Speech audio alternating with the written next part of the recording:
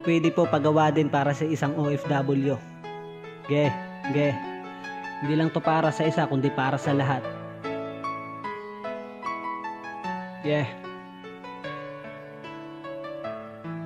Haragan.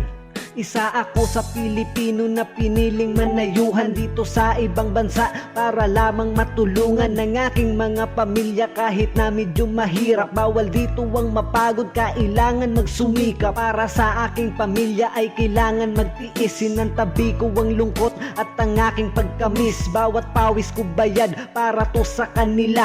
Ayos lang magsakripisyo basta kayo masaya. Kaya sana lang naman ay maintindihan nyo, kasi para sa inyo naman ginagawa ko. Minsan kami ay gipit din, meron kaming gasto. Kung di makapagbigay ay wag lang magtampo. Sobrang hirap ng lagay, kung sana ay alam nyo lang. Sana ay intindihin nyo din ang nararamdaman. Kamustahin nyo lang kami, ay ayos na yun sa amin. Kaligtasan sana namin inyo din ipanalangin.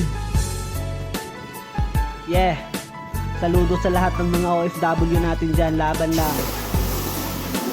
Ingat kayo yan lagi. God bless. Haragan.